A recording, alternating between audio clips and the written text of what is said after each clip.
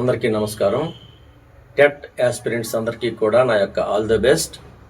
ఇక టెట్ విషయానికి వచ్చినట్లయితే, టెట్లో కీలకమైన భూమికను పోషించేది సైకాలజీ, మనోవిజ్ఞాన శాస్త్రం. ఈ సైకాలజీలో 30 బిట్స్ మనం ఈజీగా చేసే విధంగా, చదివితే ఏమీ అర్థం కాదు, విని అప్లికబుల్ చేసుకుంటే 30 బిట్స్కి 30 బిట్స్ కూడా మనం చేసే అవకాశం ఉంది. కాబట్టి అసలు ముందుగా మనం ఒకసారి అసలు టెట్ సిలబస్ ఒకసారి చూద్దాం. టెట్ సిలబస్ చూసే ముందు టెట్ యొక్క మార్క్స్ అలాట్మెంట్ ఒకసారి చూద్దాం. ఇక టెట్ గురించి చూసినట్లయితే కామన్గా ఉండేది ఏంటంటే, చైల్డ్ డెవలప్మెంట్ ప్లస్ పెడగజీ 30 మార్క్స్కు, అదేవిధంగా ఇంగ్లీష్ కంటెంట్ ప్లస్ మెథడాలజీ 30 మార్క్స్కు, అదేవిధంగా Telugu content plus methodology 30 marks, మొత్తం 90 మార్క్స్ కామన్గా ఉంటాయి. ఇక 1Aకి వచ్చినట్లయితే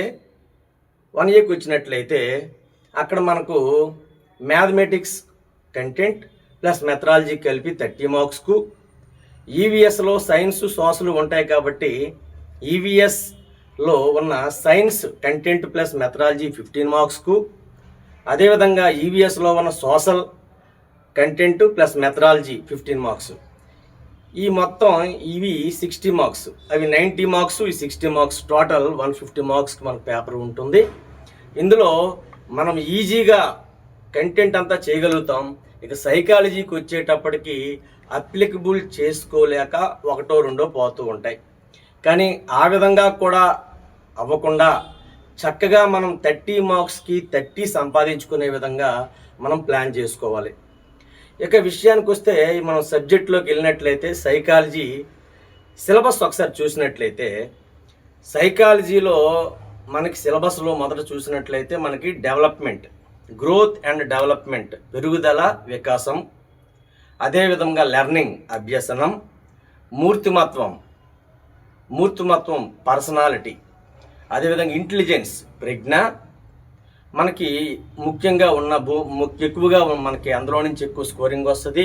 అదే మనకి చైల్డ్ డెవలప్మెంట్లో ఉన్న మనకు ఒక పార్ట్స్. ఇక తర్వాత చూసినట్లయితే పెడగజీకి వచ్చినట్లయితే ఉపాధ్యాయుని పాత్ర, విద్యార్థుల అవసరాలు, అంటే బోధనా శాస్త్రం అన్నమాట పెడగజీకి వచ్చినట్లయితే. ఇంకా మనకి అందులో మనకి సర్దుబాటు, అదే విషమయోజనం సంయోజనం అనేవి వస్తాయి. అదేవిధంగా రక్షక తంత్రాలు, మానసిక ఆరోగ్యం, ఇవి మనకి సిలబస్లో ఇవ్వడం జరిగింది. వీటన్నిటినీ మనము చక్కగా ప్లాన్ చేసుకుని చదివినట్లయితే, అర్థం చేసుకున్నట్లయితే, చదవడం కన్నా అర్థం చేసుకున్నట్లయితే మనము 30 బిట్లకి 30 మార్కులు కరెక్ట్గా చేయగలమని నేను మీకు తెలుపుతూ ఉన్నాను. ఇక మనం సైకాలజీలోకి వెళ్ళినట్లయితే జాగ్రత్తగా వినండి, ఏమీ రాసుకోవాల్సిన పని లేదు. నేను చెప్పేది జాగ్రత్తగా వింటే మీరు మొత్తం బిట్లన్నీ కూడా ఈజీగా చేయగలుగుతారు. విజ్ఞానాన్ని శాస్త్రీయ పద్ధతిలో అందించే వ్యవస్థ ఏది అంటే పాఠశాల. ఈ పాఠశాల అనే వ్యవస్థలో నిర్వహణ సౌలభ్యం కోసం మనం ఏర్పాటు చేసుకున్న విభాగం ఏదంటే తరగతి గది. తరగతి గదికి కేంద్ర బిందువు ఎవరంటే విద్యార్థి. అంటే తరగతి గది కర్త ఎవరు అని అడిగితే విద్యార్థి అని చెప్పాలి. ఒకసారి లాస్ట్ టైం ఒక డిఎస్సిలో ఈ బిట్ కూడా అడిగాడు. అయితే తరగతి గదికి విద్యార్థి యొక్క అవసరాలకు అనుగుణంగా మనం బోధన చేయాలి అని తారండైక్ అన్నాడు. విద్యార్థి యొక్క అవసరాలకు అనుగుణంగా బోధన చేసినప్పుడే వాడు దాని మీద దృష్టి పెడతాడు అని చెప్పాడు. అయితే విద్యార్థి యొక్క అవసరాలు మనకు ఎలా తెలుస్తాయి అంటే, విద్యార్థి యొక్క ప్రవర్తన మనకు తెలియాలి, వాడి మనస్సు మనకు తెలియాలి, వాడి మనసులో ఉన్న భావాలు మనకు తెలియాలి. అవి తెలిసినప్పుడే ఉపాధ్యాయులుగా మనం విద్యార్థులకి వాడికి అవసరాలకు అనుగుణంగా బోధన చేయగలుగుతాం. మరి చూసినట్లయితే పురాతన కాలం నుండి గ్రీకు డెల్ఫీ దేవాలయం మీద నిన్ను గురించి నీవు తెలుసుకో అనే ఒక ప్రోవెర్బ్ అనేది ఉంది. అంటే అప్పటి నుంచే వ్యక్తి మనసులో ఏముంది, వ్యక్తి ప్రవర్తన ఏమిటి అనేది తెలుసుకోవడానికి మనకి అప్పటి నుంచి కూడా పరిశోధన జరుగుతూనే ఉంది. ఇక ముందుకెళ్ళినట్లయితే మరి మొదట్లో సైకాలజీ ఆత్మను అధ్యయనం చేసే శాస్త్రం అని భావించేవారు. ఆత్మను అధ్యయనం చేసే శాస్త్రంగానే భావించేవారు. మరి ఆత్మ ఎక్కడుంటుంది ఎవరు చెప్పలేకపోయారు. దానిలోనే ఉంది ఏమంటే సైకాలజీ. సైకాలజీ అంటే సైకో లోగోస్ అనే గ్రీక్ పదాల నుంచి పుట్టింది. సైకే అంటే ఆత్మ, లోగోస్ అంటే అధ్యయనం. అంటే ఆత్మను అధ్యయనం చేసేదే మనోవిజ్ఞాన శాస్త్రం అని చెప్పబడింది. ఇక మనకి టైం లేదు కాబట్టి త్వరగా ముందుకెళ్దాం. మనకి ఎక్కడి నుంచి బిట్స్ వస్తాయో అవే మనం చూద్దాం. ఇక చూసినట్లయితే ఆత్మను అధ్యయనం చేసే శాస్త్రమే మనోవిజ్ఞాన శాస్త్రం, సైకాలజీ అని మొదట భావించారు. తరువాత చూసినట్లయితే ఇక అరిస్టాటిల్ వచ్చేటప్పటికి మనసును అధ్యయనం చేసే శాస్త్రమే మనోవిజ్ఞాన శాస్త్రం అని చెప్పడం జరిగింది. అతను మనసును 2 భాగాలుగా చేశాడు. వాడు క్రియాత్మకమైన మనసు, రెండోది నిష్క్రియాత్మకమైన మనసు. ఇలా తర్వాత చూసుకున్నట్లయితే చేతనం వచ్చింది. చేతనాన్ని అధ్యయనం చేసే శాస్త్రమే సైకాలజీ. ఇక ముందుకెళ్ళినట్లయితే ఇంకొక ఆయన ఫ్రాయిడ్ అనే ఆయన అచేతనం అధ్యయనం చేసే శాస్త్రమే మనోవిజ్ఞాన శాస్త్రం. చేతనంతో పాటు అచేతనం కూడా అధ్యయనం చేస్తుంది అన్నాడు ఫ్రాయిడ్. ఈ విధంగా చివరకు చూసినట్లయితే ఇలా వెళ్తూ పరిశోధన జరుగుతూ ఉండగా ప్రవర్తనవాదులు జేబి వాట్సన్ వీళ్ళంతా కూడా చివరికి వాళ్ళు ఫైనలైజ్ చేసింది ఏమంటే ప్రవర్తనను అధ్యయనం చేసే శాస్త్రమే సైకాలజీ. ప్రవర్తనను అధ్యయనం చేసే శాస్త్రమే సైకాలజీ. అంటే సైకాలజీ మొదట తన ఆత్మను పోగొట్టుకుంది, తర్వాత తన మనసును పోగొట్టుకుంది, తర్వాత తన చేతనాన్ని అచేతనాన్ని చివరికి పోగొట్టుకుని చివరికి ఏం నిలుపుకుందంటే ప్రవర్తన మాత్రం నిలుపుకుంది అని వుడ్వర్త్ అనే చమత్కరిస్తాడు. అది మనం గుర్తుపెట్టుకోవాలి. అయితే ముందుకెళ్దాం, త్వరగా ముందుకెళ్దాం. ఇక చూసినట్లయితే మనము ఏ విషయాల్లో మనకు బిట్స్ వస్తున్నాయి. మొదటగా చూసినట్లయితే సైకాలజీ. ఈ సైకాలజీ అనే పదాలను ఒకసారి చూద్దాం. ఈ పదాల్లోంచి కూడా మనకు ఒక బిట్టు వస్తూ ఉంది. సైకాలజీ ఇంగ్లీష్ పదం, సైకే లోగోస్ అనే గ్రీక్ పదాల నుంచి పుట్టింది. సైకే అంటే ఆత్మ, లోగోస్ అంటే అధ్యయనం. ఫిలాసఫీ అనేది ఇంగ్లీష్ పదం, ఫిలోసోఫియా అనే గ్రీక్ పదాల నుంచి పుట్టింది. వాటికి అర్థం ఏంటంటే జ్ఞాన పిపాస. అడాల్సెన్స్ అనేది ఇంగ్లీష్ పదం, అడాల్సరీ అనే లాటిన్ పదం నుంచి పుట్టింది. అడాల్సరీ అనే లాటిన్ పదానికి అర్థం ఏంటంటే పరిపక్వతగా రావడం. అలాగే మోటివేషన్, మోవరే అనే లాటిన్ పదం నుంచి పుట్టింది. మోవరే అనే లాటిన్ పదానికి అర్థం ఏంటంటే కదిలించడం, చలింపజేయడం. ఎమోషన్ అనేది ఇంగ్లీష్ పదం, ఎమోవరే అనే లాటిన్ పదం నుంచి పుట్టింది. ఎమోవరే అనే లాటిన్ పదానికి అర్థం ఏంటంటే కలియబెట్టిన మానసిక స్థితి. అదేవిధంగా ట్యాబులా రసా అనేది గ్రీకు పదం. ట్యాబులా రసా అంటే ఏంటంటే ఏమీ రాయినటువంటి నల్లబల్ల. ఇక తర్వాత అలాగే ఈ పదాలన్నీ కూడా మనం ఒకసారి చూసుకోవాలి. ఏ పదం వచ్చింది, ఏది ఏ భాష పదం, అది ఏ పదం నుంచి పుట్టింది, ఎలా, దాని అర్థం ఏమిటి అనేది. ఒకసారి ఇంతకుముందు కూడా పర్సనాలిటీ అనేది ఏ భాషా పదం అని అడిగాడు. చాలామంది ఈజీ క్వశ్చనే కానీ దాన్ని ఎలా చేశారంటే మామూలుగా చెప్పినట్టయితే పర్సనాలిటీ అనేది ఇంగ్లీష్ పదం, అది పర్సోనా అనే లాటిన్ పదం నుంచి పుట్టింది. పర్సోనా అనే లాటిన్ పదానికి అర్థం ఏంటంటే ముసుగు. కానీ చాలామంది దాన్ని అది పర్సనాలిటీ అని డైరెక్ట్గా అడిగాడు. వాళ్ళు పర్సోనా మైండ్లో పెట్టుకొని అది లాటిన్ పదం అని చెప్పారు. అది తప్పయింది. ఇలా మనం ముందుకు వెళ్ళాలి. అలాగే స్టాటిస్టిక్స్ అనేది ఇంగ్లీష్ పదం, స్టాటస్ అనే లాటిన్ పదం నుండి, స్టాటిస్టా అనే ఇటాలియన్ పదం నుండి, స్టాటిస్టిక్ అనే గ్రీకు పదం నుంచి పుట్టింది. ఈ మూడిటికి అర్థం ఏంటంటే రాజ్యం. ఎందుకంటే ఒకసారి అడిగాడు స్టాటిస్టిక్ అనేది ఏ భాషా పదం అని అడిగాడు. స్టాటిస్టిక్స్ అనేది ఇంగ్లీష్ పదం, అది స్టాటిస్టిక్ అనే గ్రీకు పదం నుంచి పుట్టింది. అది కొంతమంది తప్పు రాయడం జరిగింది. అదేవిధంగా గెస్టాల్ట్ అనేది జర్మన్ పదం, దానికి అర్థం ఏంటంటే ఆకృతి, ఆకారం లేదా సమగ్రాకృతి. అలాగే చూసినట్లయితే డెజావు ఫ్రెంచ్ పదం, దానికి అర్థం ఏంటంటే మిథ్యా పరిచయ భావం. ఇలాగా మనము అలాగే ఇలాంటి పదాలన్నీ కూడా ఒక దగ్గర మనము ఏర్పాటు చేసుకుని వాటి నుంచి కూడా ఒక బిట్టు వచ్చే అవకాశం ఉంది కాబట్టి వాటి మీద కూడా మనం దృష్టి పెట్టాలి.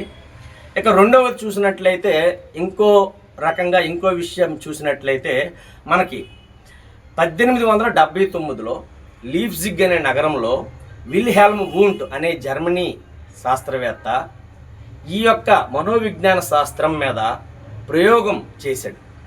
ఆ ప్రయోగానికి అతను ఏ పద్ధతి వాడాడంటే ఇంట్రోస్పెక్షన్ అనే పద్ధతి వాడాడు. ఇంట్రోస్పెక్షన్ అనేది ఇంగ్లీష్ పదం, ఇంట్రోస్పీరే అనే లాటిన్ పదాల నుంచి పుట్టింది. ఇంట్రో అంటే లోపటికి, స్పీరే అంటే చూడడం, లోపలికి చూడడం, ఎవరి మనసులోకి వాళ్ళు చూడడం. ఈ 1879లో లీప్జిగ్ నగరంలో విల్హెల్మ్ వూంట్ అనే జర్మనీ శాస్త్రవేత్త ఈ అంతఃపరీక్షణ పద్ధతి ఇంట్రోస్పెక్షన్ మెథడ్ను ఉపయోగించి ఈ సైకాలజీ మీద మొదటగా ప్రయోగం చేశాడు. అప్పటి నుండి సైకాలజీకి ఒక స్వయం ప్రతిపత్తి వచ్చింది. అందును బట్టి మనం ఏం చెప్తామంటే మనోవిజ్ఞాన శాస్త్ర పితామహుడు ఎవరు అంటే Wilhelm Wundt, father of psychology మనోవిజ్ఞాన శాస్త్ర పితామహుడు ఎవరు విల్హెల్మ్ వూంట్. సంరచనాత్మకవాదం ఎవరిది అంటే ఫాదర్ ఆఫ్ స్ట్రక్చరలిజం ఎవరు అని అంటే అది కూడా ఫాదర్ ఆఫ్ స్ట్రక్చరలిజం కూడా ఆయనే, విల్హెల్మ్ వూంట్. ఇంకా చూసినట్లయితే ఫాదర్ ఆఫ్ ఎక్స్పెరిమెంటల్ సైకాలజీ ప్రయోగాత్మక మనోవిజ్ఞాన శాస్త్ర పితామహుడు ఎవరు అంటే అది కూడా విల్హెల్మ్ వూంట్. ఇక ఫాదర్ ఆఫ్ మోడర్న్ సైకాలజీ అంటే ఈ క్రొత్త మనోవిజ్ఞాన శాస్త్ర పితామహుడు ఎవరు అని అడిగితే, ఆధునిక మనోవిజ్ఞాన శాస్త్ర పితామహుడు ఎవరు అని అడిగినట్లయితే అది విలియం జేమ్స్, అతనిది అమెరికా. మరి అతన్ని ఆధునిక మనోవిజ్ఞాన శాస్త్ర పితామహుడు ఎందుకు అన్నారు అంటే అతను స్మృతి, విస్మృతి అనే వాటి మీద బాగా ప్రయోగాలు చేశాడు. మొదటగా వాటిని బాగా వివరించాడు, పరిశోధన చేశాడు. అతను గ్రంథాలు కూడా రాశాడు. ప్రిన్సిపల్స్ ఆఫ్ సైకాలజీ అనే గ్రంథం రాశాడు, బాగా పాపులర్ అయింది. అప్పటి నుంచి అతన్ని ఏమన్నారంటే ఆధునిక మనోవిజ్ఞాన శాస్త్ర పితామహుడు. అలాగే కార్యకరణవాదానికి పితామహుడు ఫాదర్ ఆఫ్ ఫంక్షనలిజం ఎవరు అంటే అది కూడా విలియం జేమ్స్. అలాగే ఫాదర్ ఆఫ్ ఇండివిజువల్ సైకాలజీ వైయక్తిక మనోవిజ్ఞాన శాస్త్ర పితామహుడు ఎవరంటే అడ్లర్. అలాగే ఫాదర్ ఆఫ్ ఎడ్యుకేషనల్ సైకాలజీ విద్యా మనోవిజ్ఞాన శాస్త్ర పితామహుడు ఎవరు హెర్బర్ట్. ఎందుకు అతన్ని విద్యా మనోవిజ్ఞాన శాస్త్ర పితామహుడు అన్నారు అంటే అతను పాఠ్య ప్రణాళికను బోధించే సోపానాలను తయారు చేశాడు. ఆ సోపానాలు 6 ఉన్నాయి. ప్రిపరేషన్, ప్రెజెంటేషన్, ఇలాగా మనం చెప్పుకున్నట్లు పోతే ఎక్కువైపోతూ ఉంది కాబట్టి అతను 6 సోపానాలు తయారు చేశాడు. అందుకు అతన్ని ఆధునిక మనోవిజ్ఞాన శాస్త్ర పితామహుడిగా చెప్పడం జరిగింది. ఇక ఫాదర్ ఆఫ్ మోరల్ సైకాలజీ నైతిక మనోవిజ్ఞాన శాస్త్ర పితామహుడు ఎవరు లారెన్స్ కోల్బర్గ్. ఇంకా చూసినట్లయితే ఫాదర్ ఆఫ్ కాగ్నిటివ్ సైకాలజీ సంజ్ఞానాత్మక మనోవిజ్ఞాన శాస్త్ర పితామహుడు ఎవరు అంటే జీన్ పియాజీ, స్విట్జర్లాండ్. ఇలాగా ప్రతి ఒక్కరిని మనము ఎవరు, ఎందుకు ఇతను పితామహుడు అయ్యారు, ఇది కూడా మనకి ఒక బిట్ కింద అడిగే అవకాశం లేకపోలేదు. అంటే ఏ పదము నుంచి పుట్టింది అనే వాటి మీద మనము హార్డ్ వర్క్ చేయాలి. అదేవిధంగా ఎవరు, దీనికి పితామహుడు ఎవరు, ఈ వాదానికి పితామహుడు ఎవరు, ఈ వాదం ఏం చెప్పింది, అలాగే ఈ సైకాలజీలో ఎవరు కొత్తగా ఏమి చేశారు అనే వాటిని కూడా వాటిని కూడా మనము ప్రాక్టీస్ చేయాల్సిన అవసరం అయితే ఉందండి. ఇలాగా చూసుకుంటూ పోతే మనకు చాలా ఉన్నాయి. ఇంకా వాటిని చెప్పాలంటే ఇలాగా మనోవిజ్ఞాన శాస్త్ర పితామహుడు, ఆధునిక మనోవిజ్ఞాన శాస్త్ర పితామహుడు, వైయక్తిక మనోవిజ్ఞాన శాస్త్ర ఇలాగా వాటిని కూడా ఒక రకంగా తయారు చేసుకోవాలి. అదేవిధంగా ఏ భాషా పదం నుంచి పుట్టింది అనేవి కూడా మనం తయారు చేసుకోవాల్సిన అవసరం అయితే ఉంది. అయితే చాలామంది నాకు అడిగారు అభ్యసనం మీద ఒక ప్రోగ్రామ్ చెయ్యండి అని చెప్పారు. అయితే అభ్యసనం ఏ విధంగా నేర్చుకోవాలి, అభ్యసనం చదివేటప్పుడు ఒక థియరీ చదివితే ఇంకో థియరీ చదివేసరికి ఇది మర్చిపోతాం. మనం ఏం చేయాలంటే ఆ ఉన్న థియరీస్ అన్నీ కూడా కంపేరిటివ్గా మనం చదువుకోవాలి. కంపేరిటివ్గా మనం దాన్ని ప్రాక్టీస్ చేయాలి. అది తర్వాత చూద్దాం. ముందుగా మనము తెలిసిన విషయాల నుండి తెలియని విషయాలకు బోధన చేయాలి కాబట్టి ముందుగా మనకందరికీ కూడా కొన్ని విషయాలు తెలుసు కాబట్టి ఆ విషయాల నుంచి ముందు నేర్చుకుని తర్వాత మనం అభ్యసనం అనే దాని మీదకి వెళ్దాం. ఈరోజు అభ్యసనం గురించి కూడా చెప్పుకుందాం. అయితే ముందుగా మనం చూసినట్లయితే ఇక్కడ బోర్డు మీద చూసినట్లయితే మనము మనోవిశ్లేషణ సిద్ధాంతం మూర్తిమత్వం చూసుకున్నట్లయితే పర్సనాలిటీ అనేది ఇంగ్లీష్ పదం, పర్సోనా అనే లాటిన్ పదం నుంచి పుట్టింది. పర్సోనా అనే లాటిన్ పదానికి అర్థం ఏంటంటే ముసుగు.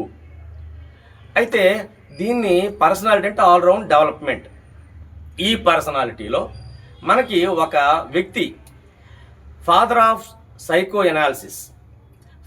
సైకో మనోవిశ్లేషణ మనోవిశ్లేషణ పితామహుడు ఎవరు అని అడిగితే సిగ్మండ్ ఫ్రాయిడ్. ఇతను ఆస్ట్రియా. ఇతను ఇంటర్ప్రిటేషన్ ఆఫ్ డ్రీమ్స్ అనే ఒక గ్రంథం రాశాడు. ఈ గ్రంథంలో మనకు కొన్ని చాలా విషయాలు బోధించాడు. అప్పట్లో ఎవరో కూడా ఇతను నమ్మలేదు, కానీ తర్వాత కాలంలో సైంటిఫిక్గా అన్నీ కూడా ప్రూవ్ చేయడం జరిగింది. వాటిని ఒకసారి చూద్దాం. మనకి బిట్స్ ఎందుకంటే మనకి బోధనా శాస్త్రం పెడగోజీలో చూసుకున్నట్లయితే వాడు స్పెషల్గా మనకేం చెప్పాడంటే రక్షక తంత్రాలు ఇచ్చాడు. ఈ రక్షక తంత్రాల నుంచి ఒక బిట్టు మనకి వచ్చే అవకాశం ఉంది కాబట్టి వాటిని ముందుగా చూద్దాం.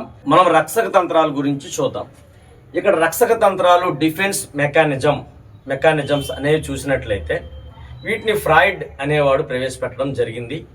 అసలు ఏమిటి రక్షణ తంత్రం అంటే కొంటనం వల్ల ఏర్పడిన వ్యాకులతను తగ్గించి వ్యక్తి యొక్క అహాన్ని కాపాడేవే రక్షక తంత్రాలు. అయితే ఈ రక్షక తంత్రాల గురించి మనం చూద్దాము. ఇందులో ఒక బిట్టు వచ్చే అవకాశం ఉంది.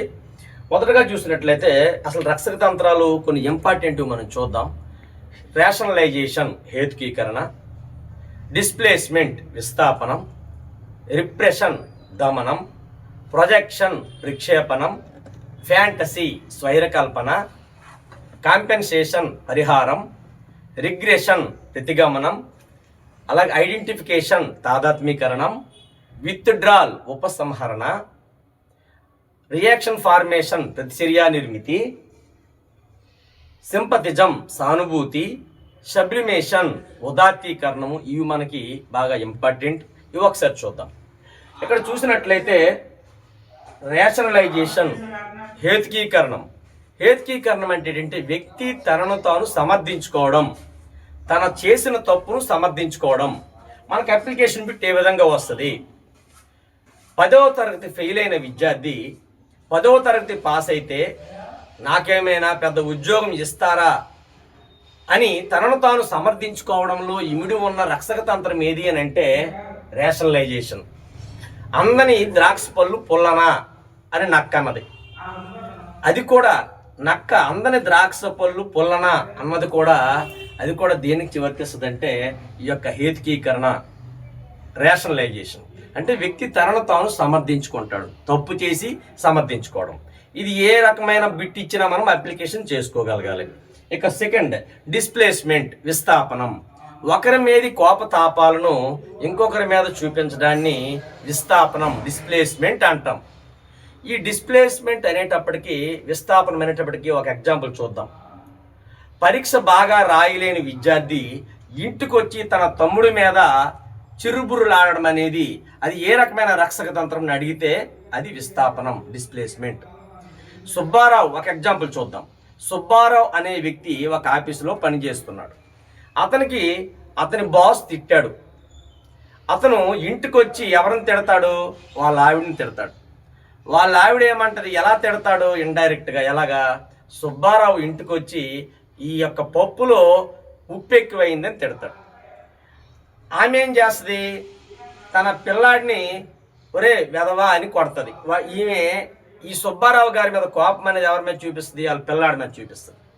ఆ పిల్లాడు ఏం చేస్తాడు? పెద్దవాళ్ళ మీద ఆ కోపాన్ని తీర్చుకోలేక తన చేతిలో ఉన్న బొమ్మను కింద కొట్టి దాని మీద తన కోపాన్ని చూపిస్తాడంటే బలమైన వాళ్ళ మీద ఆ యొక్క కోపాన్ని తీర్చుకోలేక బలహీనమైన వ్యక్తుల మీద కోపాన్ని తీర్చుకోవడాన్నే విస్థాపనం అని చెప్పి అంటారు. ఎలాంటి బిట్ వచ్చినా మనం అప్లికేషన్ చేసుకోవాలి.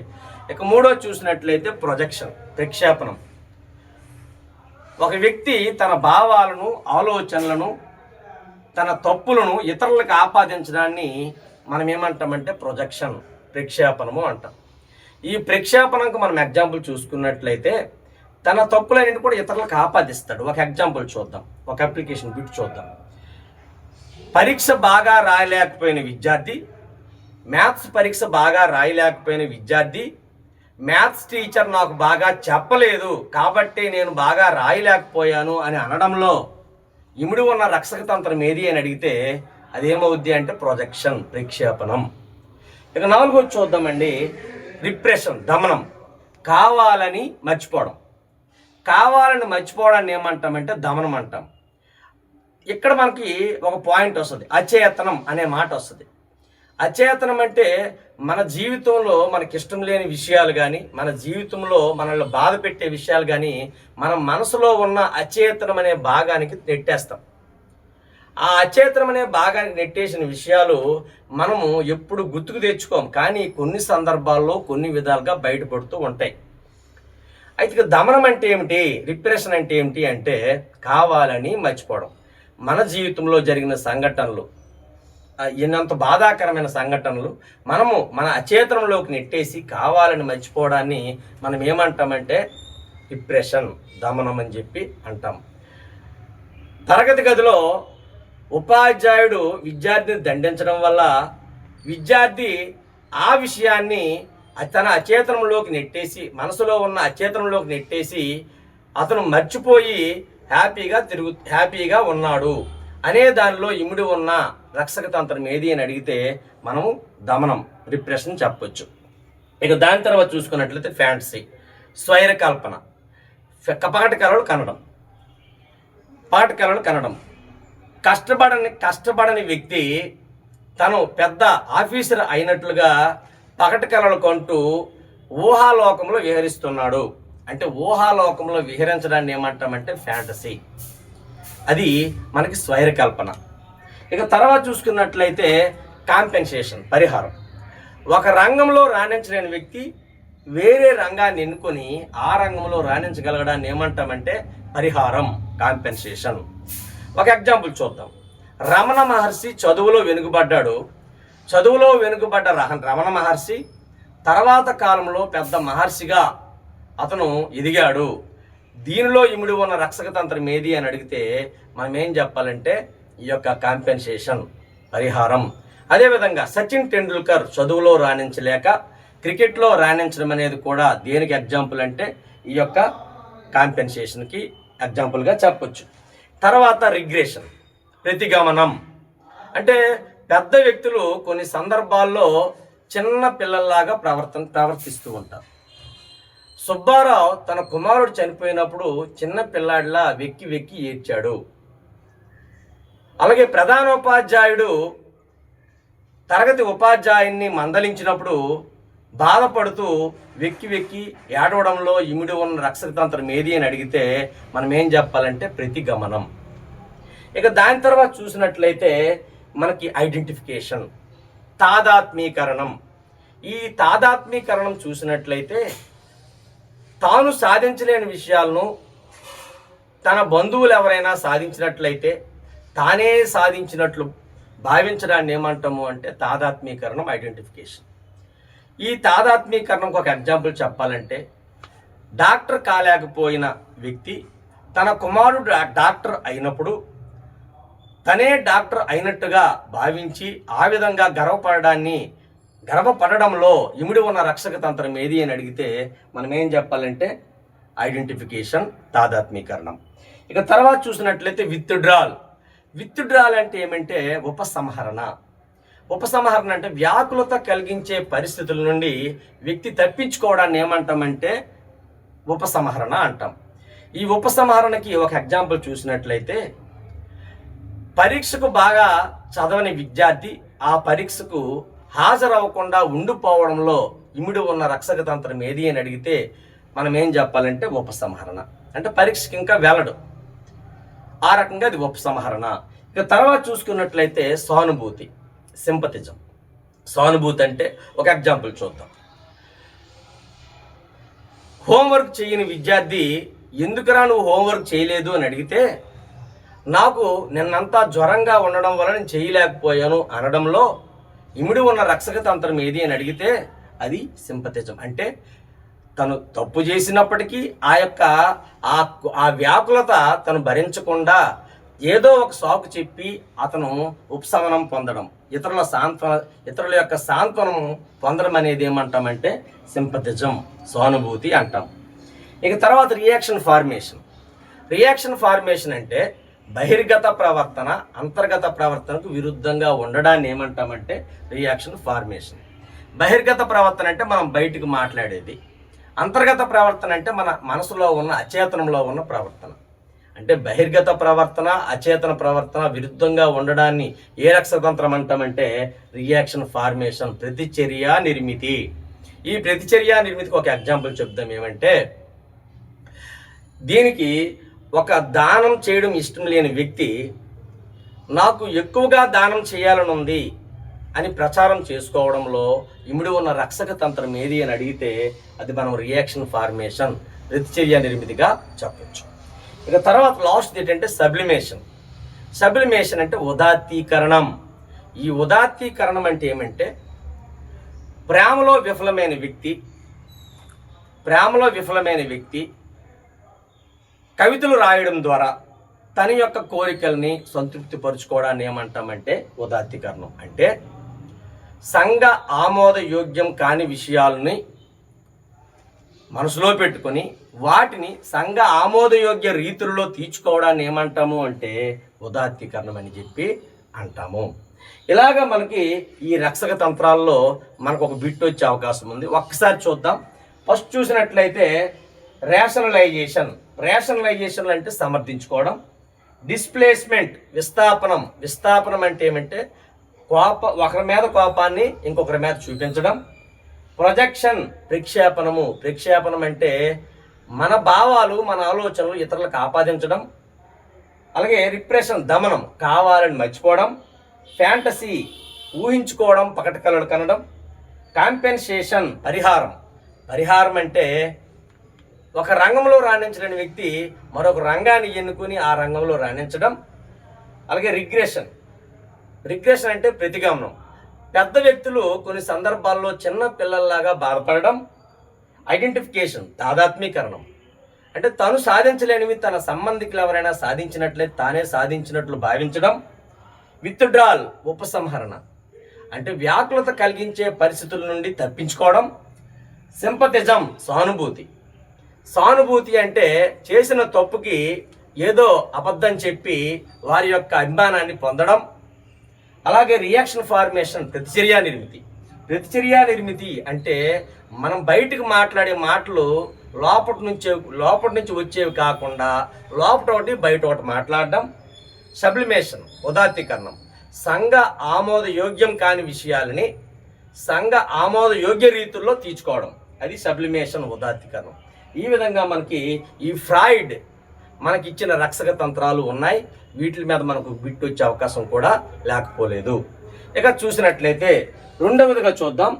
ఇందులోనే మనకు సర్దుబాటు అని పెడగజులు ఇచ్చాడు. సర్దుబాటు అంటే అవసరాలకి అవకాశాలకి సమతూకం ఉన్నప్పుడు సర్దుబాటు ఏర్పడుతుంది. దాన్నే సంయోజనం అని కూడా అంటారు, అడ్జస్ట్మెంట్. అదే అవసరాలకు అవకాశాలకు సమతూకం లోపించినప్పుడు అది సంయోజనం, విషమయోజనం, మాల్ అడ్జస్ట్మెంట్. అందులోనే మనకు వచ్చేవి ఏమంటే కాన్ఫ్లిక్ట్స్, సంఘర్షణలు. ఈ సంఘర్షణలు అనే వాటిని ఏంటంటే ఏదో ఒకటి ఎంపిక చేసుకోవాల్సి వచ్చినప్పుడు మనం పడే ఆ బాధనే సంఘర్షణ అంటారు. దీన్ని లెవిన్ అనే వ్యక్తి దీన్ని ప్రతిపాదించడం జరిగింది. ఇక ఇందులో చూసుకున్నట్లయితే ఒక్కొక్కటి చూద్దాం. ఉపగమ సంఘర్షణ, ఎప్రోచ్ కాన్ఫ్లిక్ట్. అంటే ఉపగమ అంటే ఆకర్షణీయమైన, అనుకూలమైన. ఇక్కడ పరిహార అంటే అనుకూలం కానీ లేదా ఆకర్షణీయం కానీ, అది గుర్తుపెట్టుకోండి. ఉపగమ అంటే ఆకర్షణీయమైన. ఉపగమ అంటే రెండు ఆకర్షణీయమైన అంశాలు లేదా విషయాలు ఉండేటప్పుడు, రెండు అనుకూలమైన అంశాలు ఉండేటప్పుడు వాటిలో ఏదో ఒకదాన్ని ఎంపిక చేసుకోవలసి వచ్చినప్పుడు మనకు ఏర్పడే సంఘర్షణ ఏమిటి అంటే ఉపగమ సంఘర్షణ. ఎగ్జాంపుల్, విద్యార్థి పరీక్షలో రాస్తూ ఉన్నప్పుడు 2 ప్రశ్నలకు జవాబులు తెలిసినప్పుడు ఏదో ఒకదానిని ఎంపిక చేసుకోవాల్సి వచ్చినప్పుడు అతనిలో ఏర్పడే సంఘర్షణ ఏది అంటే ఉపగమ సంఘర్షణ. ఇక ఉపగమ పరిహార సంఘర్షణ అంటే ఒక ఆకర్షణీయమైన విషయం, పరిహార అంటే ఒక ఆకర్షణీయం కాని విషయం. అంటే ఒక అనుకూలమైన విషయం, ఒక అనుకూలం కాని విషయం. చెట్టు మీద ఉన్న పండు తినాలని ఉంది కానీ చెట్టు ఎక్కితే పడిపోతానేమోనన్న భయం ఉంది. ఆ భయం ఉండడం అనేది పరిహార, పండు తినాలనుకోవడం ఉపగమ పరిహార. Approach, avoidance, conflict. అంటే ఇక్కడ చూడండి, ఒక ఎగ్జాంపుల్ చూద్దాము. ఇక్కడ ఎలా ఉంటుందంటే ఉపగమ పరిహార సంఘర్షణలో చూసినట్లయితే ఇక్కడ ఒక ఎగ్జాంపుల్ చూసుకుందాం మనము. ఇక్కడ ఏమిటి ఎగ్జాంపుల్? ఇక్కడ ఉపగమ పరిహార చూసినట్లయితే ఇక్కడ ఒకటి ఆకర్షణీయమైంది, ఒకటి ఆకర్షణీయం కాంది. అయితే మనం అనుకోవచ్చు ఏమంటే ఒక ఆకర్షణీయమైందే ఎంపిక చేసుకుంటాము, ఆకర్షణీయమైనదే ఎంపిక చేసుకుంటాము. మనము ఎగ్జాంపుల్స్ ఏ విధంగా ఇవ్వచ్చు ఉపగమ పరిహారకి అంటే ఆకర్షణీయం అయినది ఒకటి, అనుకూలమైనది ఒకటి, ప్రతికూలమైనది ఒకటి. పరీక్షల్లో అయితే విద్యార్థి పరీక్షల్లో 2 ప్రశ్నల్లో ఒకటి బాగా వచ్చినప్పుడు అతనిలో ఏర్పడే సంఘర్షణ ఏది అంటే ఉపగమ పరిహార సంఘర్షణ అవుతుంది. అలాగే ఒకటి ఉపగమ చెట్టు మీద ఉన్న పండును తినాలనుకోవడం, చెట్టు ఎక్కితే పడిపోతానేమోనన్న భయాన్ని కలిగి ఉండడం, అది కూడా ఉపగమ పరిహార సంఘర్షణ అవుతుంది. అలాగే పరిహార సంఘర్షణ. ఈ పరిహార అంటే రెండు అనుకూలం కానివి, రెండు కూడా ఆకర్షణీయం కానివి. ఏమిటి? పరీక్షల్లో ఇచ్చిన ప్రశ్నలలో విద్యార్థికి 2 ప్రశ్నలకు జవాబులు తెలియనప్పుడు ఏదో ఒకటి ఎంపిక చేసుకుని రాయాల్సి వచ్చినప్పుడు అతను పడే సంఘర్షణ ఏమిటి అంటే పరిహార సంఘర్షణ. అంటే ముందు నుయ్యి వెనుక గొయ్యి, ముందు నుయ్యి వెనుక గొయ్యి అనే సామెత కింది సంఘర్షణలో దేనిని ప్రభావితం చేస్తుంది అంటే పరిహార సంఘర్షణ. 4వ చూసినట్లయితే ద్విఉపగమ పరిహార సంఘర్షణ, డబుల్ అప్రోచ్ అవాయిడెన్స్ కాన్ఫ్లిక్ట్. ఇక్కడికి వచ్చినట్లయితే 2 అనుకూలమైనవి ఉంటాయి, 2 ప్రతికూలమైనవి ఉంటాయి. ఏమిటి? ఒక ఎగ్జాంపుల్ చూద్దాం. 2 ఆకర్షణీయమైన అంశాలు, 2 ఆకర్షణీయం కాని అంశాలు ఉండేటప్పుడు వాటిలో ఒక ఆకర్షణీయం కాని అంశాన్ని ఎంపిక చేసుకోవాల్సి వచ్చినప్పుడు వ్యక్తి పడే సంఘర్షణ ఏమిటి అంటే ద్విఉపగమ పరిహార సంఘర్షణ. ఏమిటి? ఒక ఎగ్జాంపుల్ చూద్దాం, ఒక అప్లికేషన్ బిట్. ఏమిటంటే తన సొంత జిల్లాలో ఎస్జిటి పోస్ట్ సంపాదించడం, దూరంగా ఉన్న వేరే జిల్లాలో అసిస్టెంట్ పోస్ట్ సంపాదించడం. ఇది ఏ రకం ఆ సందర్భంలో ఆ వ్యక్తి పడే సంఘర్షణ ఏ రకమైనదంటే మనము ద్విఉపగమ పరిహార సంఘర్షణ చెప్పొచ్చు. ఇవి కాన్ఫ్లిక్ట్స్, సంఘర్షణలు. ఇక తర్వాత చూద్దామండి మూర్తిమత్వం. ఈ మూర్తిమత్వం చూసినట్లయితే మూర్తిమత్వంలోనే మనం చూసినట్లయితే మనసు అనే దానిలో ఎన్ని భాగాలు ఉంటాయి, వాటిని ఏ విధంగా స్ప్లిట్ చేశాడు సిగ్మండ్ ఫ్రాయిడ్ అనేది చూసినట్లయితే ఇదంతా కూడా ఇంటర్ప్రిటేషన్ ఆఫ్ డ్రీమ్స్ అనే గ్రంథం నుంచి ఇవన్నీ కూడా బయటకు వచ్చాయి. ఎక్కడ చూసినట్లయితే దీనిలో కూడా అప్లికేషన్ బిట్ రాజు వచ్చే అవకాశం ఉంది.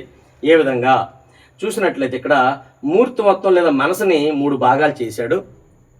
ఒకటి డైనమిక్ ఆస్పెక్ట్, రెండోది ఎకనమిక్ ఆస్పెక్ట్, మూడోది టోపోగ్రఫిక్ ఆస్పెక్ట్ అని 3 భాగాలు చేశాడు. అవి మనకు అంత ఇంపార్టెంట్ కాదు. కానీ మొదటి ఉన్న ఈ డైనమిక్ ఆస్పెక్ట్లో ఏమున్నాయి, ఇవన్నీ మనసులో భాగాలే. ఈ మనసులో భాగంలో ఇందులో డైనమిక్ ఆస్పెక్ట్లో మనకు ఉన్నది ఏమంటే ఇడ్డు, ఈగో, సూపర్ ఈగో. ఇడ్డు అచిత్తు, ఈగో అహం, సూపర్ ఈగో అద్యహం. ఇడ్డేమంటదంటే ఇడ్డు అనేది అచేతనంలో, మనసులోని అచేతనం అనే విభాగంలో ఉంటుంది. అయితే ఇడ్డేమంటది నీకు నచ్చినట్లు నువ్వు బ్రతుకు, హ్యాపీగా బ్రతుకు, ఆనందంగా బ్రతుకు. ఆనంద సూత్రం మీద ఆధారపడి ఉండేది ఏమిటి అంటే ఇడ్డు. ఆనంద సూత్రం మీద ఆధారపడి పనిచేసే మనసులోని విభాగం ఏది అని అడిగితే ఇడ్డు అచిత్తు. పరీక్ష రాస్తున్న విద్యార్థి ముందు వాని యొక్క పేపర్ లాక్కొని రాసుకో అని అతన్ని ప్రేరేపణ కలుగు చేసే మనసులోని విభాగం ఏదంటే ఇడ్డు అచిత్తు. ఇక ఇగో అంటే చూద్దాం. అహం అంటే ఏమంటే వాస్తవ పరిస్థితులకు అనుగుణంగా నీ పని నువ్వు చక్కబెట్టుకో అని ప్రోత్సహించేది ఏమిటి అంటే ఇగో. అక్కడ ఇన్విజిలేటర్ లేనప్పుడు మాత్రము వాడిది చూసి కాపీ చెయ్యు, పరీక్షల్లో కాపీ చెయ్యి అని చెప్పేది ఏమంటే అహం, ఇగో. ఇక మూడోది ఏమంటే సూపర్ ఇగో, అద్యహం. అద్యహం అంటే ఏమంటే ఇది వాస్తవిక సూత్రం మీద ఇగో ఆధారపడి ఉంటుంది. ఇక సూపర్ ఇగో చూసినట్లయితే అద్యహం, ఇది చూసి రాయడం, కాపీ కొట్టడం తప్పు, ఆదర్శాలను పాటించాలి, నీతిగా బ్రతకాలి అని చెప్పేది ఏమంటే సూపర్ ఇగో. విద్యార్థి పరీక్ష రాస్తున్నప్పుడు ఎవరిని కాపీ చెయ్యరాదు అనే భావన కల్పించే మనసులోని విభాగం ఏది అని అడిగితే సూపర్ ఇగో. ఇది మనకి డైనమిక్ ఆస్పెక్ట్ అనే ఆ అంశంలో ఉండే 3 ఏంటంటే అచిత్తు, అహం, అద్యహం. ఇక తర్వాత చూసినట్లయితే రెండోది ఎకనమిక్ ఆస్పెక్ట్ అనేది ఒక భాగం. ఆ భాగంలో మనకి ఎటువంటి అంటే ఎరస్ అంటే జీవేచ్ఛ, థానటస్ అంటే మరణేచ్ఛ. ఎరస్ అనేది మన మనసులోని విభాగమే. అది ఏమంటదంటే నువ్వు జీవించు, ఇతరులకు కూడా జీవింపచేయు అని చెప్తుంది. అంటే నువ్వు బాగా చదువు. ఒక విద్యార్థికి ఏమని ప్రభావితం చేస్తంటే నువ్వు బాగా చదువు, ఇతరులకు కూడా బాగా చదివేటట్లు ప్రోత్సహించని చెప్పేది ఈ యొక్క ఎరస్ అంటే జీవేచ్ఛ. ఇక థానటస్ అంటే ఏమంటే మరణేచ్ఛ. నువ్వు చదవకపోయినా పర్వాలేదు, నువ్వు పరీక్ష పోయినా పర్వాలేదు, ఆ పక్కవాడు మాత్రం పరీక్ష పాస్ అవ్వకూడదు అని ప్రేరేపణ కలుగు చేసేది థానటస్. ఇక ఇందులోకి వచ్చినప్పుడు చేతనం, ఈ మూడోది టోపోగ్రఫిక్ ఆస్పెక్ట్. ఈ విభాగంలో మనకి మూడు ఉంటాయి. ఒకటి చేతనం కాన్షియస్, ఉపచేతనం సబ్ కాన్షియస్, అచేతనం అన్కాన్షియస్. చేతనం అంటే కాన్షియస్. ఈ కాన్షియస్ అనేది మనసులోని విభాగమే. అది ఏమని ప్రేరేపణిస్తుందంటే ఇది ఒక వ్యక్తిని, ఒక విద్యార్థిని ఉపాధ్యాయుడు మీ నాన్నగారి పేరు ఏమిటి అని అడిగినప్పుడు వాడు తడుముకోకుండా తన తండ్రి పేరు చెప్పడం జరిగింది. ఇక్కడ అతనిని ప్రభావితం చేసిన మనసులో విభాగం ఏది లేదా ప్రేరేపించిన విభాగం ఏది అని అడిగితే చేతనం. అంటే మనము అప్పటికప్పుడు చెప్పగలిగే విషయాలన్నీ కూడా మన మనసులోని చేతనంలో ఉంటాయి. రెండోది ఉపచేతనం సబ్ కాన్షియస్. కొంచెం ఆలోచన చేసి చెప్పే విషయాలన్నీ కూడా మనసు యొక్క ఏ విభాగంలో ఉంటాయంటే ఉపచేతనం. పరీక్ష రాస్తున్న విద్యార్థి ఆ ప్రశ్నకు జవాబును కొంచెం సేపు ఆలోచన చేసి మరీ రాస్తున్నాడు. ఇతరుని ప్రేరేపణిస్తున్న విభాగం ఏదని అడిగితే ఉపచేతనం. ఇక తర్వాత మూడోది ఏంటంటే అచేతనం. మన జీవితంలో జరిగే బాధాకరమైన సంఘటనలన్నీ కూడా వ్యక్తి తన మనసులోని ఏ విభాగంలోకి నెట్టేస్తాడు? అచేతనం. అచేతనం అంటే కావాలని మర్చిపోవడానికి విన్న విషయాలన్నీ కూడా మనం ఇందులో అచేతనంలో పెడతాం. దాన్ని మనము ఈ రక్షక తంత్రాల్లో కూడా చెప్పాము. అదేమంటే రిప్రెషన్, దమనం అంటే కావాలని మర్చిపోవడం. ఇలాగా మనకి ఈ పర్సనాలిటీలో ఈ అంశాల్లో మనకి కొన్ని బిట్లు వచ్చే అవకాశం మనకి ఉంది. ఇక తర్వాత మనం ఈరోజు చెప్పదలుచుకున్న విషయం ఏమిటంటే, చెప్పదలుచుకున్న టాపిక్ ఏమిటంటే అభ్యసనం. ఈ అభ్యసనం లెర్నింగ్. ఈ లెర్నింగ్ ఒకసారి చూద్దాం. ఈ లెర్నింగ్ చూసినట్లయితే అభ్యసనం అంటే ఏమిటి, లెర్నింగ్ అంటే ఏమిటి? అభ్యసనం అనేది చూసుకున్నట్లయితే అభ్యసనం అనేదానికి డెస్కో క్రాఫర్డ్ అనేవాళ్ళు ఒక నిర్వచనం ఇచ్చారు. అదేమంటే పునర్బలం చెందిన ఆచరణ వల్ల ప్రవర్తనలో వచ్చే శాశ్వతమైన మార్పే అభ్యసనం అని చెప్పడం జరిగింది. అయితే ఈ అభ్యసనం అంటే మనం ఎలా చెప్పొచ్చు అంటే, మొదటి ప్రవర్తనలో మార్పు రావాలి. బి ఏమంటే అది పునర్బలనం చెందిన ఆచరణ వల్ల వచ్చి ఉండాలి. మూడోది ఏంటంటే ఆ వచ్చిన మార్పు శాశ్వతమైనదే ఉండాలి. బిట్టు మనకు అడగొచ్చు, అభ్యసనం అనగా క్రింది వారిలో ఏది? ఏ ప్రవర్తనలో మార్పు, బి పునర్బలనం చెందిన ఆచరణ వల్ల వచ్చే మార్పు, సి దాదాపు శాశ్వత మార్పు, డి పై 3. అంటే అక్కడ ఆన్సర్ ఏమవుద్దంటే పై 3 అవుద్ది. ఈ విధంగా మనము అప్లికబుల్ చేసుకోవాలి. ఈ పునర్బలనం చెందిన ఆచరణ వల్ల ప్రవర్తనలో వచ్చే దాదాపు శాశ్వతమైన మార్పునే అభ్యసనం అంటామని ఎవరన్నారు అంటే డెస్కో అండ్ క్రాఫర్డ్ అన్నారు. ఇందులో మనకు అంతా అప్లికేషన్ బిట్స్ చాలా ఎక్కువగా ఉంటాయి. మనం ఇది చెప్పేటప్పుడు ఏమంటే మనకి అభ్యసన సిద్ధాంతాలు చెప్పబోయే ముందు అభ్యసన కారకాలు చెప్దాం. అభ్యసన సిద్ధాంతాలు కూడా మనం ప్రాక్టీస్ చేస్తామంటే ఏ విధంగా డిస్కస్ చేస్తామంటే ఒకదానికొకటి కంపారిటివ్ ఒకేసారి ఏమిటి శాస్త్రీయ నిబంధనం, కార్యసాధక నిబంధనం, యత్నదోష అభ్యసన సిద్ధాంతం, అంతర్దృష్టి అభ్యసన సిద్ధాంతం, బ్రోనర్ శిక్షణ సిద్ధాంతం, పరిశీలన అభ్యసన సిద్ధాంతం, తర్వాత లైగోట్స్కి సాంస్కృతిక సిద్ధాంతం, ఇలాగా అన్నీ కూడా ఒకే చోట పెట్టి కంపేరిటివ్గా మనం చెప్పడం జరుగుతుంది. దానికి ముందు ఒకసారి మనం చూద్దాము అభ్యసన కారకాలు. అభ్యసన కారకాలు అనే దాని నుంచి ఒక బిట్టు మనకు వచ్చే అవకాశం ఉంది. ఈ అభ్యసన కారకాలు ఏమిటి అంటే 3 ఉన్నాయి. అవి ఏమిటి? ఒకటి సంసిద్ధత, రెడీనెస్. రెండోది పరిపక్వత, మెచ్యురేషన్. మూడోది ప్రేరణ, మోటివేషన్. ఈ 3 కూడా మనం చెప్పుకోవాలి. సంసిద్ధత, పరిపక్వత, ప్రేరణ, ఈ 3 మనం చెప్పుకోవాలి. అయితే ఈ 3 చెప్పుకోబోయే ముందు ఫస్ట్ మనం సంసిద్ధత చూద్దాం. రెడీనెస్. జీవి తన కృత్య నిర్వహణకు చూపే ఆసక్తిని ఏమంటామంటే సంసిద్ధత. ఇంతకు ముందు ఒకసారి బిట్ అడిగాడు, అభ్యసనానికి అభ్యసనానికి పునాది అని అడిగాడు. అభ్యసనానికి పునాది సంసిద్ధత. జీవి తన కృత్య నిర్వహణకు చూపే ఆసక్తిని ఏమంటారు? సంసిద్ధత. అలాగా సంసిద్ధత గురించి మనం కొన్ని అప్లికేషన్ బిట్లు కూడా చేసుకోవచ్చు. చూడండి, ఇక్కడ చూసినట్లయితే తారండైక్ ఏం చెప్పాడంటే, విద్యార్థుల అవసరాలకు అనుగుణంగా బోధన చేపట్టినప్పుడే వాడు వింటాడు అనే దానిలో ఇమిడి ఉన్న కారకం ఏది అని అంటే సంసిద్ధత.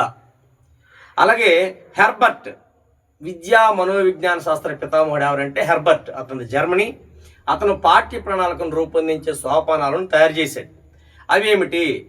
Preparation, presentation, association, generalisation, application, recapitulation. మొత్తం 6. ఇందులో మొదటిది ఏమంటే ప్రిపరేషన్, సన్నాహం. హెర్బర్ట్ రూపొందించిన పాఠ్య ప్రణాళికను రూపొందించే సోపానాల్లో మొదటి సోపానం క్రింది ఏ కారకాన్ని ప్రభావితం చేస్తుంది అని అడిగినట్లయితే సంసిద్ధత, ప్రిపరేషన్, రెడీనెస్.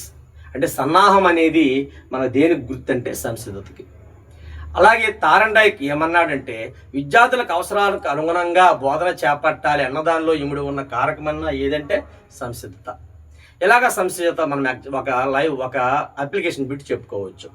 ఏమిటా బిట్టు చూద్దాం. 1వ తరగతి బోధించే ఉపాధ్యాయుడు ఆటపాటలతో విద్యార్థులను రంజింప చేయాలి అనే దానిలో ఇమిడి ఉన్న కారకం ఏది అని అంటే సంసిద్ధత. ఇలాగా మనం సంసిద్ధతకి కొన్ని పాయింట్లు చెప్పుకున్నాం. ఫస్ట్ పాయింట్ ఏమంటే మామూలుగా చెప్పినట్టయితే అభ్యసనానికి మూలం అనుభవం, అభ్యసనానికి పునాది సంసిద్ధత. జీవి తన కృత్య నిర్వహణకు చూపే ఆసక్తిని ఏమంటారు? సంసిద్ధత. హెర్బర్ట్ రూపొందించిన సోపానాలలో మొదటి సోపానం ఏ కారకాన్ని ప్రభావితం చేస్తుంది? సంసిద్ధత. విద్యార్థులకు అవసరాలకు అనుగుణంగా బోధన చేయాలి అన్న తారండైక్ మాటల్లో ఇమిడి ఉన్న కారకం ఏది? సంసిద్ధత. అలాగే 1వ తరగతి ఉపాధ్యాయుడు విద్యార్థులకు ఆటపాటలతో రంజింప చేయాలి అనే దానిలో ఇమిడి ఉన్న కారకం ఏదంటే సంసిద్ధత. ఇలాగ సంసిద్ధత గురించి మనం చెప్పుకోవచ్చు. రెండోది మెచ్యురేషన్, పరిపక్వత. అంటే ఎలాంటి శిక్షణ అనుభవం లేకుండా తనకు తానుగా వచ్చే కారకం ఏది అని అంటే పరిపక్వత. విద్యార్థిలో వచ్చే కారకం ఏది అని అంటే పరిపక్వత, మెచ్యురేషన్. దీనికి సంబంధించి మనం చూసినట్లయితే 11 నెలలకి విద్యార్థి నిలబడతాడు, 3 సంవత్సరాలకు మాట్లాడుతాడు, 5 సంవత్సరాలకు చదవడం రాయడం అనే కౌశలాలు ప్రారంభమవుతాయి అన్నదానిలో ఇముడి ఉన్న కారకం ఏది అని అంటే పరిపక్వత. క్రమమైన అభ్యసనానికి అవసరమైనది ఏమిటి అంటే పరిపక్వత. ఇలాగా ఒక ఎగ్జాంపుల్ కూడా చూసుకుందాం. ఒక బిట్ చూద్దాం. ఏమిటి? కిండర్ గార్డెన్, మాంటిస్సోరీ విద్యా విధానాలు క్రింది ఏ కారకాన్ని ప్రభావితం చేస్తున్నాయి? పరిపక్వత. ఇలాగా ఎందుకంటే కిండర్ గార్డెన్, మాంటిస్సోరీ అనేవి చిన్నపిల్లలకి కేటాయించబడినవి. కిండర్ గార్డెన్ అనే దాన్ని ప్రొబెల్ అనేవాడు. ఫాదర్ ఆఫ్ కిండర్ గార్డెన్ ఎవరంటే, కిండర్ గార్డెన్ పితామహుడు ఎవరంటే ప్రొబెల్. అతని జర్మనీ. అదేవిధంగా మనకి చెప్పుకోలేదు, యోర్డాన్ బోర్డింగ్ స్కూల్ ఉంది, దాని తాలూకా పితామహుడు మనకి పెస్టాలజీ. ఇవన్నీ కూడా మనం ఒకసారి డిస్కస్ చేయాల్సిన అవసరం అనేది ఉంది. ఇక మీ పరిపక్వత గురించి మనము అప్లికేషన్ బిట్లు చూసుకున్నట్లయితే దీని గురించి ఉపాధ్యాయుడు పాఠ్యాంశాన్ని విద్యార్థులకు అనేక బోధనా పద్ధతులను ఉపయోగించి బోధన చేసినప్పటికీ వాళ్ళు అవగాహన చేసుకోలేకపోయారు. ఇక్కడ లోపించిన అభ్యసన కారకం ఏది అడిగితే పరిపక్వత. అలాగే 3వ తరగతి విద్యార్థులకు ఉపాధ్యాయుడు నీరు ఏర్పడే విధానాన్ని సమీకరణాల ద్వారా బోధించినప్పటికీ వాళ్ళు అవగాహన చేసుకోలేదని గ్రహించాడు. ఇక్కడ లోపించిన కారకం ఏది అంటే పరిపక్వత. అంటే క్రమమైన అభ్యసనానికి అవసరమైన కారకం ఏదంటే పరిపక్వత. ఇక 3వది ప్రేరణ, మోటివేషన్. మోటివేషన్ అనేది ఇంగ్లీష్ పదం, మోవెరే అనే లాటిన్ పదం నుంచి పుట్టింది. మోవెరే అనే లాటిన్ పదానికి అర్థం ఏమిటి అంటే మోవెరే అనే లాటిన్ పదానికి కదిలించడం, చలింపజేయడం. ఇలాగ మనం చూసినట్లయితే ఈ ప్రేరణ గురించి చూద్దాం. అభ్యసనానికి పునాది సంసిద్ధత, అభ్యసనానికి అవసరం పరిపక్వత, అభ్యసనానికి రాచబాట ప్రేరణ. అభ్యసనానికి రాచబాట ప్రేరణ అన్నది ఎవరు? డెస్కో. డిస్కో అని ఆయన చెప్పాడు. అయితే అభ్యసనానికి ఉత్ప్రేరకంలా పనిచేసేది ఏమిటంటే ప్రేరణ. అభ్యసనానికి అదనపు శక్తిని అందించేది ప్రేరణ. ఇలాగా ప్రేరణ గురించి మనం చెప్పొచ్చు. ఈ ప్రేరణ గురించి మనము ఒక ఎగ్జాంపుల్ చూద్దాం, ఒక అప్లికేషన్ చూద్దాం. 20 నిమిషాలు ఒక విద్యార్థి ఒక ఆంగ్ల పద్యాన్ని నేర్చుకోవడానికి 30 నిమిషాల కాల వ్యవధి పడుతుంది. అయితే ఒక ప్రత్యేక సందర్భంలో దానిని 10 నిమిషాల్లో చదవగలిగాడు, అభ్యసించగలిగాడు. ఎక్కడ ప్రభావితమైన అభ్యసన కారకం ఏదని అడిగితే ప్రేరణ. మామూలుగా చదవడానికి 30 నిమిషాల కాల వ్యవధి పడుతుంది ఆ పద్యాన్ని అతను చదవడానికి. కానీ ఒక ప్రత్యేక సందర్భంలో అతను 10 నిమిషాల్లో చదవగలిగాడు, అభ్యసించగలిగాడు అంటే అక్కడ ప్రభావితమయ్యే కారకం ఏదంటే ప్రేరణ. ఈ విధంగా మనము వీటి గురించి మనము బాగా ప్రాక్టీస్ చేయాలి. ఇందులోంచి కూడా ఒక బిట్టు వచ్చే అవకాశం అనేది ఉంది. ఆ తర్వాత మనం అభ్యసన సిద్ధాంతాల గురించి తదుపరి క్లాసులో మనం డిస్కస్ చేద్దాం. అందరికీ నమస్కారం. Thank you.